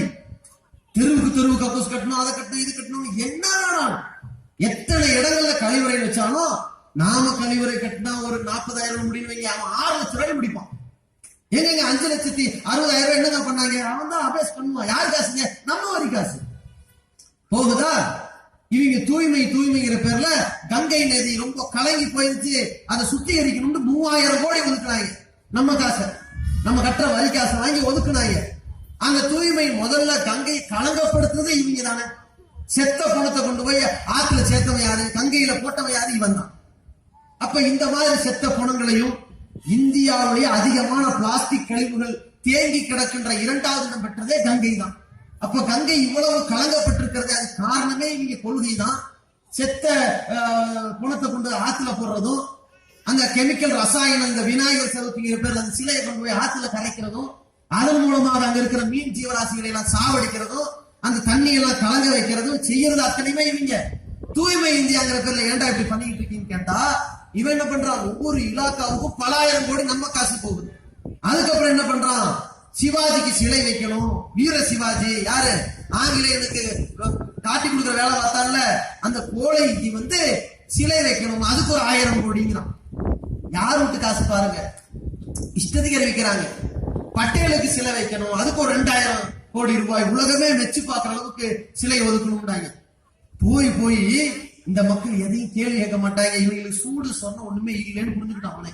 எப்படி நாணயம் தடை செஞ்சான்ல, 500,000 ரூபாய் தடை, அப்பவே எவனும் வந்து நமக்கு சண்டை போடல அப்படிங்கிற ஒரு தைரியத்துல என்ன அடிக்கிறான்னா, மோடி அவர்கள் டீ வித்த இடம் இருக்குல்ல, டீ கடை வச்சிருந்தார்ல, அந்த டீ கடை வைத்தது இப்பொழுது சுற்றுலா தலமாக மாற்றப்பட போகிறது. எவ்வளவு ஒதுக்கீடு, நம்ம வரி காசு வந்து 100 கோடி ரூபாய் ஒதுக்க போறாங்க. 100 கோடி ரூபாய் ஒரு சாயா கடைக்கு ஒதுக்குறாங்க. என்ன பண்ண போறாங்க, தாஜ்மஹால் கட்ட போறாங்களா, பெரிய டீ கடை சொல்ல போறாங்களா, 50 பேர் இங்க வந்து ஒரு கப் காஃபி சாப்பிட்டு போவாங்க, ஓசியில திறந்துருவாங்க, என்னன்னே புரியல. அதுவும் ரயில்வே ஸ்டேஷன்ல பிளாட்பார்ம்ல இருக்குது. இங்க சுற்றுலாத்தல ஆக்கணும்னா ரயில்வே ஸ்டேஷன் எங்க கொண்டு வைக்க போறாங்க தெரியல. அப்போ மக்களுடைய வரி பணத்தை என்னடா செய்யறதுங்கிறது கூட தெரியாம, கொஞ்சம் கூட அடிப்படை அறிவு இல்லாம கூறு கட்டத்தனமான ஒரு அரசை நடத்தி கொண்டிருப்பவர்கள் பொருளாதாரத்தை நாசமாகி கொண்டிருக்கிறத பார்க்கலாம். எந்த அளவு இருக்குன்னா, இப்ப நேற்று ஒரு செய்தி, மோடி வந்து நல்லாட்சி செய்யறாருன்னு எவனாவது வாயை திறந்தா மோட விட்டு அடிப்பாங்கிற மாதிரி எல்லாம் புரிஞ்சுக்கிட்டாங்க. அதுல என்ன ஆயிடுச்சுன்னா, உத்தரப்பிரதேசத்துல ஒரு பட்டிமன்றம் நடக்குது, மோடியின் ஆட்சி சிறந்ததா சிறப்பற்றதான்னு. பட்டிமன்றத்துல மோடியின் ஆட்சி சிறந்ததுதான் அப்படிங்கிற தரப்புல பேசுறதுக்கு ஒரு ஆம்பளை, மோடியின் ஆட்சி படு மோசம், அவன் கூறு இல்லாதவங்கிற மாதிரி பேசுறதுக்கு எதிர்த்தரப்புல ஒரு பெண். யாருன்னா, இவங்க வந்து மனம் பேசப்பட்டிருக்கிற ஒரு வாரத்துல கல்யாணம் ஆக போற தம்பதிகள். இவர்கள் என்ன பண்ணிட்டாங்க, மோடி ஆட்சி அப்படி இப்படி டாம் டியூ பேசியிருக்கிறான். அந்த அம்மா என்ன பண்ணிருக்கு, அவங்க கையால் ஆகாதவன் அப்படி இப்படின்னு வண்டியா ஆதாரத்தை சொல்லிட்டு, இந்த பட்டிமன்றத்து இறுதியா மோடி எப்படிப்பட்டவன்னு தெரியாது, அவர் வக்காலத்து வாங்க உங்களை வச்சு என்னால வாழ முடியாது, கல்யாணம் வேணான்ட்டாங்க. மோடியின் மூலமாக மோடியை பத்தி பேசுறது குடும்ப திருமண ரத்துட்டாங்க. இதுதான் இவன் நிலைமை. அப்ப உலகத்துல எவனுமே ஏற்றுக்கொள்ள முடியாத அளவிற்கு மக்களுடைய வாழ்வாதாரத்தை நசுக்கி நாசமாக்கக்கூடிய வேலையை ஜிஎஸ்டிங்கிற வரியில செய்யறாங்க. இந்த வரியை வாங்குற தகுதியும் உனக்கு இல்ல, வாங்குற நிலையில மக்களும் இல்ல. அந்த அளவிற்கு உயர்ந்த வரியாக இருக்கிறது, வாட்டி வதைக்கிற வழிப்பறியா இருக்கிறது, அதை வைத்து செலவழிக்கிற விதமும் உனக்கு தெரியல. இதே ஒரு வரின்னு சொன்னா இது மாதிரியான ஒரு நிலை எங்க கொண்டு போய் நம்மளை தள்ளும் மட்டும் யோசிச்சு. இவர்கள் இன்றைக்கு வரிங்கிற பேர்ல அம்பட்டுக்கும் போடுறான் வரி. நாம தங்குற வீட்டுக்கு ஒரு வரி, நிலத்துக்கு ஒரு வரி, கடைக்கு ஒரு வரி, கரண்ட்டுக்கு வரி, தண்ணிக்கு வரி, வாங்கின வண்டிக்கு ஒரு வரி, ஓட்டுற ரோட்டுக்கு ஒரு வரி, அங்க டோல் பூத்துல ஏற்கனவே ரோட்டு வரி ஒன்று கட்டணும், டோல் பூத்துல ஒரு வரி கட்டணும். அது அல்லாம நாம எங்காவது ஒரு இடத்துல போய் நிப்பாட்டி சோறுதுன்னா அந்த சோத்துக்கு வரி, துணி வாங்கினா துணிக்கு வரி. அம்புட்டு செஞ்சதுக்கு பிறகு நம்ம கொஞ்சம் சம்பாதிப்போம்ல, சம்பாதிச்சு காசுக்கு வரி. இவ்வளவு எங்க சுத்தினாலும் நம்ம காசை ஒருத்தர் புடுங்கினான்னா நாட்டுல என்ன நடக்கும்? லஞ்ச லாவணி கூடும். எல்லா இடத்திலையும் வரி கொடுக்காமலே நாம் இந்த பொருளாதாரத்தை சேமித்து வைக்கிறதுக்கு என்னடா வழின்னு ஒவ்வொருத்தையும் யோசிப்பான்.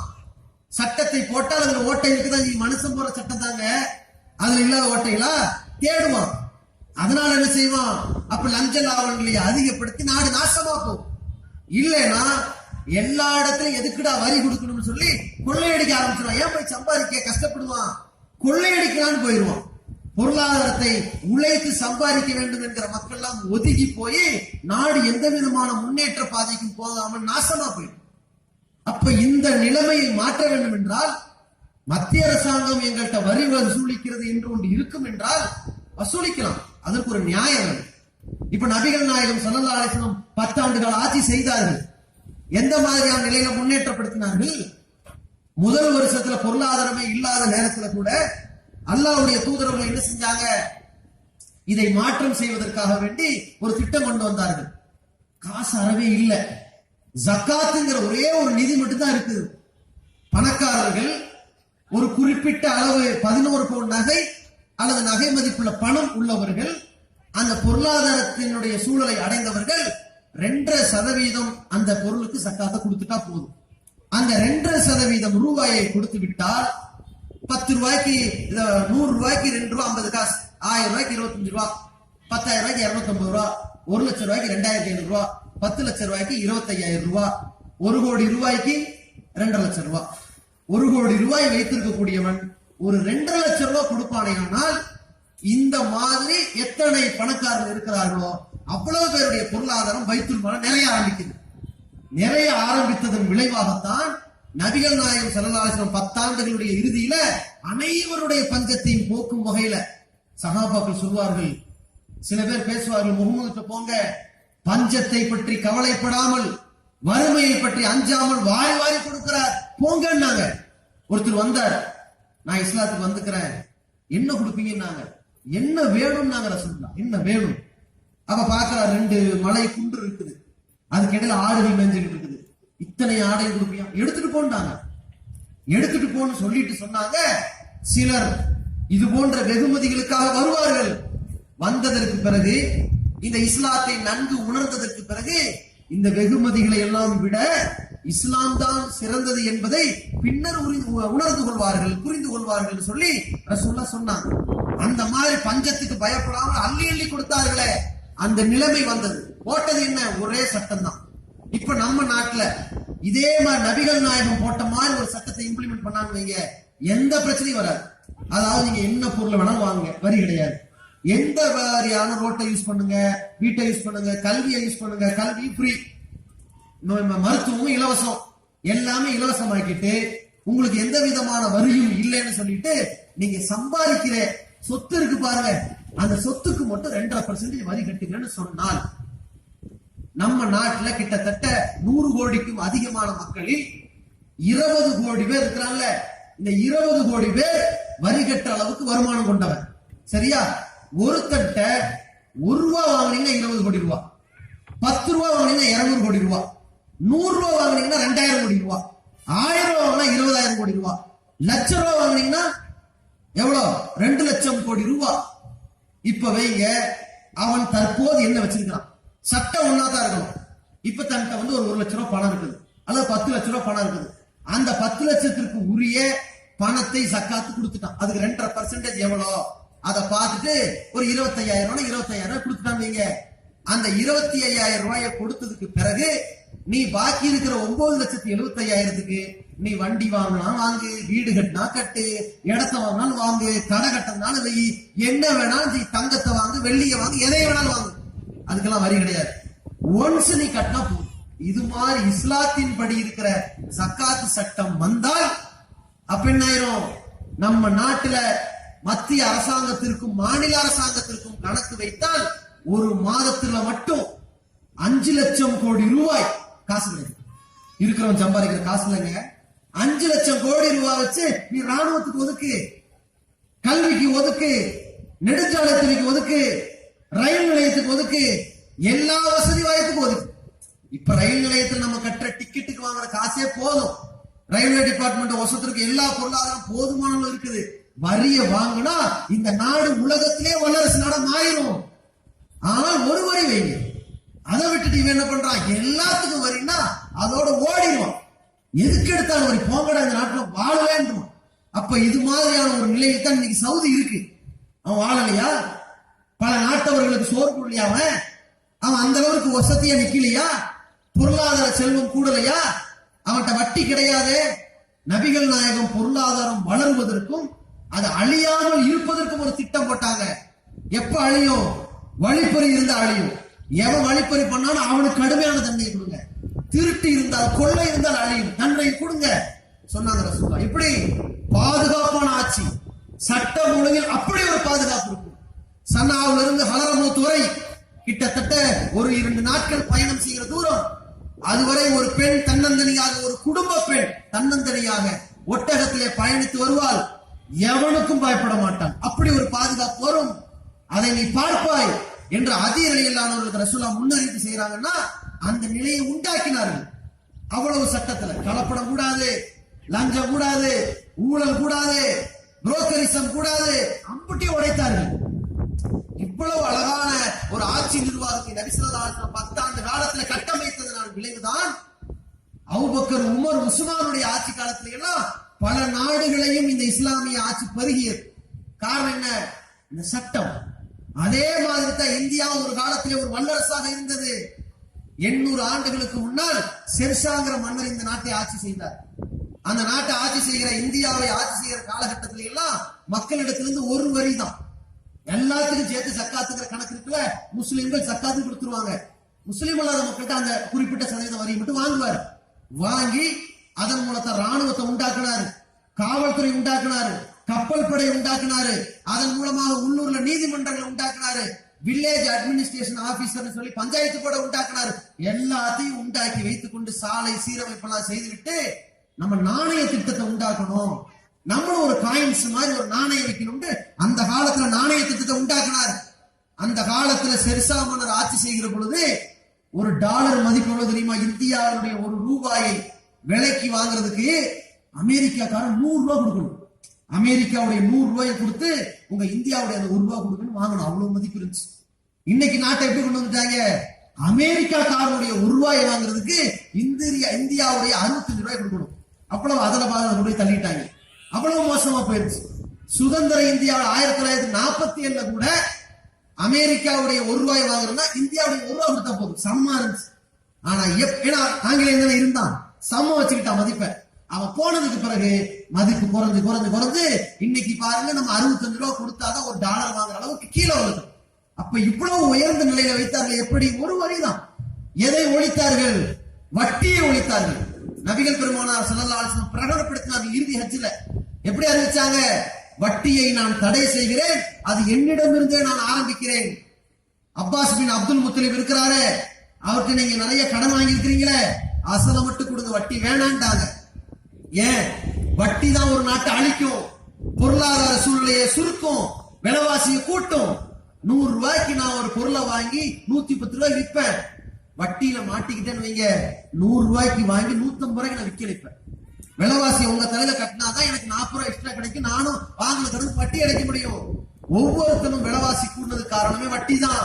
அந்த வட்டியை நபிகள் நாயகம் உடைத்தார்கள், ஒழித்தார்கள், எல்லா விலைவாசி குறைஞ்சு போயிடுச்சு. இந்த மாதிரியான திட்டத்தின்படி நீங்க நாட்டை நடத்தினா செம்மையா போகும். நடத்துவாங்க, நீங்க நடத்த மாட்டாங்க. இந்த ஜிஎஸ்டி வரியை பற்றி எவனும் பேசக்கூடாததற்காக வேண்டி என்னென்ன மாதிரியான திசை திருப்புதல் செய்யறாங்க. இவன் தான் மாட்டு இறைச்சியை தடை பண்ணான். இறைச்சிக்காக மாட்டு இறைச்சி விற்க கூடாது, மாட்டை விற்க கூடாதுன்னு சொன்ன உடனே மதுரையில ஹைகோர்ட்ல என்ன பண்ணிட்டாங்க, அதுக்கு இடைக்கால தடை விதிச்சாங்க. அப்படிலாம் கிடையாது, விற்கலாம்னு. உடனே சுப்ரீம் கோர்ட்ல உத்தரவு போட்டாங்க, ஆமா விற்கலாம்னு. இப்ப என்ன பண்றான், நாங்கள் அதை மறுபரிசீலனை செய்கிறோம், அந்த இறைச்சியை எந்த மாதிரி கொடுக்கலாம் என்று மறுபரிசீலனை செய்யறோங்கிறான். எந்த மாதிரி கொடுப்பான், அதுக்கு ஜிஎஸ்டி வரி தான் போடுவான். ஏற்கனவே மாட்டு இறைச்சியை விற்க கூடாது தடை பண்ணா இங்கிருந்து டன் கணக்குல வெளிநாடுகளுக்கு இறைச்சியை ஏற்றுமதி பண்றது பாதிக்கும்ல, அதை மறந்துட்டாங்க போல இருக்குது. இப்ப அவங்களுக்கு பாதிக்கணும்னா சுப்ரீம் கோர்ட் வாயிலே சொல்ல வச்சுட்டாங்க, இறைச்சிக்காக விற்கலாம் அப்படின்னு. இப்ப என்ன பண்ணிட்டான், அப்ப நம்மள பரவாயில்ல, அல்லாவுடைய பெரிய அருளால ஆட்சி பெற நல்லபடியா என்ன செஞ்சிடலாம், மாட்டை அறுத்தலாம் நம்ம இருக்கிறோம். இவன் என்ன பண்ணுவான், அதற்கு வேறு வகையான சட்டத்தை கொண்டு வர போறாங்கிறான். நாளைக்கு என்ன பண்ணுவான், பேக்கிங் பண்ற எல்லா பொருளுக்கும் காசு வச்சிருக்கான். இப்ப ஜிஎஸ்டி வரி. அப்ப நீங்க மாட்டு சாணத்தை பேக்கெட் போட்டாலும் காசு. ஏன்னா அவங்க சாணி சாப்பிடற கூட்டம் தானே இவங்க எல்லாம். கோமியம் இருக்குல்ல, மூத்திரம், அதுக்கும் காசு வச்சிருவாங்க. அதுக்கப்புறம் என்ன பண்ணுவான், மாட்டு இறைச்சி நீங்க பேக்கெட் பண்ணி தானே கொடுக்குறீங்க, அறுத்து வெட்டி, இதுக்கு வரி போடுவாங்க. மாடா இருக்கும் போது இருக்காது, பீஸா இருக்கும் போது இருக்குன்னு போட்டா போடுவோம். அப்ப எல்லாம் இதை ஒழுங்குபடுத்த போறாங்க. இந்த மாதிரியான நேரத்துல இந்த ஜிஎஸ்டி வரியை பத்தி எவனும் பேசக்கூடாதுங்கிறதுக்கு சில சதி திட்டங்களை நம்ம நாட்டுல உண்டாக்குறாங்க. இது பார்ப்பனியர்கள் அந்த பாஜக ஆட்சியில் இருக்கும் பொழுது ஒவ்வொரு காலத்திலும் செய்து பழக்கப்பட்டவர்கள். எப்படி மீடியாவை டைவர்ட் பண்ணணும் நல்லா கையிலேர்ந்த ஆட்கள். அது மாதிரி என்ன பண்ணாங்கன்னா, இப்ப அமர்நாத் கோயில் இருக்குல்ல, பனி கோயில் காஷ்மீர்ல, அங்க என்ன பண்ணாங்கன்னா, ஒரு எத்தனையோ யாத்திரிகர்கள் போறாங்க, கும்பிடுவதற்காக வேண்டி போகிற இந்து மத மக்கள்ல ஒரு வண்டி மட்டும் உள்ள போகுது. அதுல 56 பயணிகள் இருக்கிறாங்க. ஒருவர் அந்த வண்டியை ஓட்டிக்கிட்டு போறாரு. அதுக்கு சரியான நம்பர் லைசன்ஸ் கொடுக்கல, பாதுகாப்பு உறுதிப்படுத்தப்படல, கூட்டத்தோடு கூட்டமா அந்த வண்டி போகுது. அந்த வண்டியை உள்ள விட்டுட்டு அந்த வண்டியை நோக்கி பயங்கரவாதிகள் துப்பாக்கி சூடு நடத்துறாங்க. சரியா, அந்த துப்பாக்கி சூடு நடத்துறதுல 7 பேர் அந்த ஸ்பாட்ல இறந்துடுறாங்க. கிட்டத்தட்ட 40 பேர் கடுமையான முறையில பாதிக்கப்படுறாங்க. ஆனா அந்த நேரத்துல கூட இந்த டிரைவர் சலீம் என்பவர் என்ன செய்யறாரு, ஒரு உயிரை வாழ வைத்து உலக மாந்தர்ல வாழ வைத்ததுக்கு சமங்கிற அந்த இஸ்லாத்தின் அடிப்படையை உணர்ந்திருக்கிற ஒரு மனுஷன். அந்த சலீம் என்ன பண்ணிட்டாரு, வேக வேகமா வண்டியை உள்ள ஓட்டி கொண்டு போய் காப்பாத்திட்டார். அந்த மக்களுடைய 7 பேருடைய உயிர் போனாலும் மீதமுள்ள 49 பேர் பாதுகாக்கப்பட்டு விட்டார்கள். அவ்வளவு பேரும் பாதுகாக்கப்பட்ட உடனே மாநிலத்திலே செய்தி மாறி போயிடுச்சு. எப்படி, அவர் ரொம்ப சிறந்த காரியம் பண்ணிட்டாரு. சலீம் ஒன்னே சொல்லிட்டார், படைத்த இறைவன் அல்லாஹ்தான் என்னை ஆற்றல் கொடுத்து காப்பாற்றினான்ட்டாரு. அப்படியே எல்லா சூழ்ச்சியும் முறியடிக்கப்பட்டுருச்சு. இவங்க என்ன நினைச்சாங்க தெரியுமா, ஏற்கனவே கோத்ராவில இதே மாதிரி இந்து மதத்தை சார்ந்தவர்களை உள்ள ஒரு பெட்டியில வச்சு நம்மளே எரிச்சிட்டு, அந்த எரிச்சதுக்கு பிறகு முஸ்லிம்களை மேல பழிய போட்டு 2000 பேரை கருவறுத்து நாடு முழுக்க குஜராத்தை நோக்கி திரும்பி பார்க்க வச்சோம்ல, அதே மாதிரி நாடு முழுவதும் காஷ்மீரை நோக்கி திரும்பி பார்க்க வச்சிருந்தா ஜிஎஸ்டி பத்தி எவ்வளவு வாய திறக்க மாட்டான் நீங்க நினைச்சாங்க. அல்லாவுடைய பேர் என்னன்னா அப்படியே திரும்பிருச்சு. இப்ப இல்லைன்னு என்ன செஞ்சிருப்பான், ஒரு வாகனத்தில் இந்து யாத்திரிகர்கள் எல்லாம் கொல்லப்பட்டார்கள். அதிலே வாகன ஓட்டியின் பெயர் சலீம், அவன் ஒரு லஷ்கரே தைபா அப்படின்னு முடிச்சிருப்பாங்க. மொத்த சாப்டர் காலி பண்ணி நம்ம இன்னும் 20 ஆண்டுகளுக்கு பின்னோக்கி போற மாதிரியான ஒரு அழிவு காலாக்கி இருப்பார்கள்.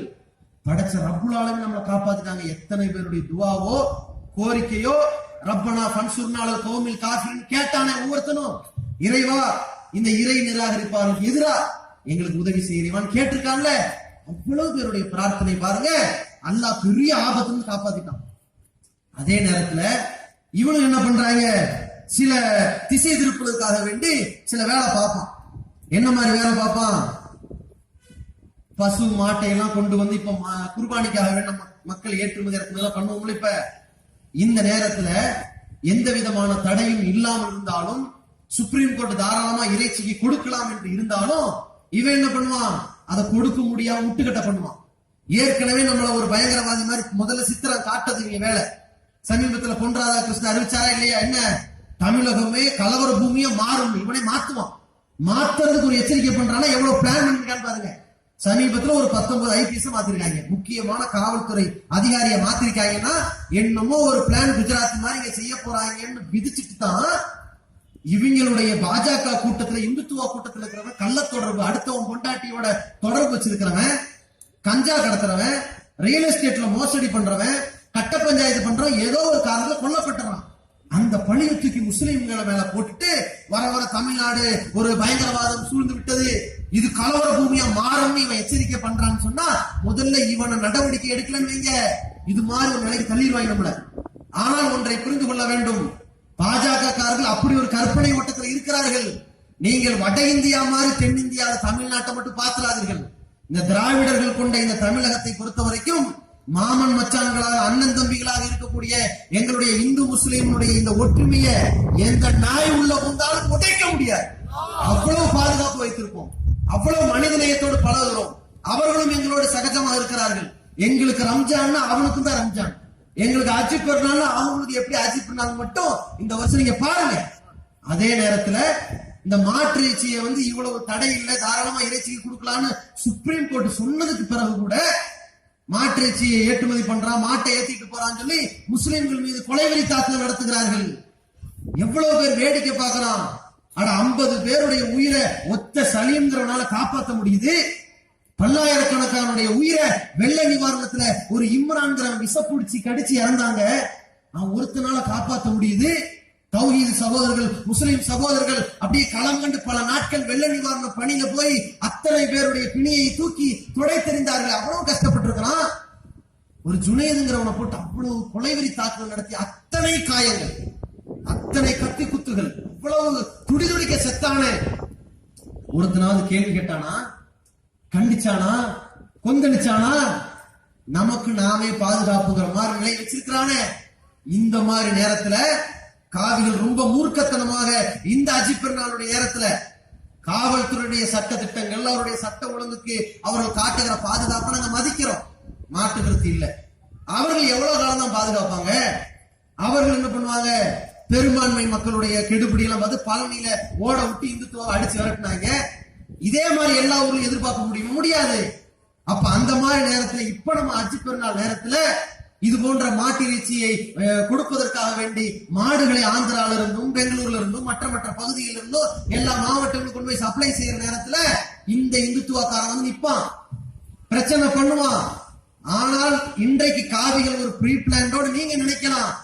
அரசாங்கத்துக்கு நாங்கள் சொல்வது நாங்கள் சட்டத்துக்கு கட்டுப்பட்டவர்கள்.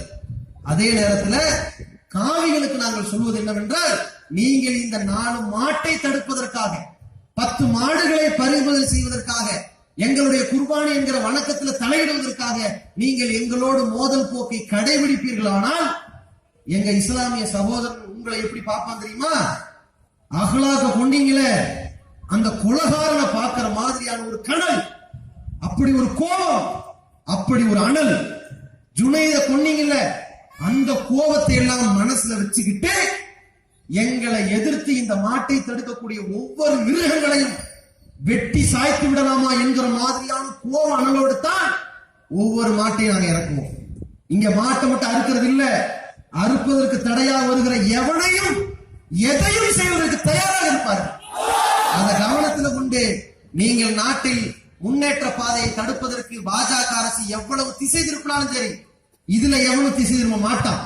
அது மட்டும் இல்லாமல் நீங்கள் ஜிஎஸ்டி வரிங்கிற பேர்ல எந்த அளவிற்கு மக்களை நாசமாக்கி கொண்டிருக்கிறீர்கள் என்கிற அழிவை, ஒரு சம்மட்டி அடியை, ஒரு மக்கள் புரட்சியை ஒரு 20 நாட்களில் இந்தியாவில் நீங்கள் கண்டு உங்கள் ஆட்சி கலைந்து போவதற்கு முன்னால் சுதாரித்துக் கொண்டு இருக்கின்ற அத்தனை வரியையும் குறைத்து ஒரு சீரான நிலையை நீங்கள் உண்டாக்கி இருக்கின்ற கொஞ்ச காலத்தில் உங்களுடைய உயிரை தக்க வைத்துக் கொள்ளுங்கள், உங்கள் ஆட்சியை தக்க வைத்துக் கொள்ளுங்கள் என்று கூறி என்னுடைய உரையை நிறைவு செய்கிறேன். அஸ்ஸலாமு அலைக்கும்.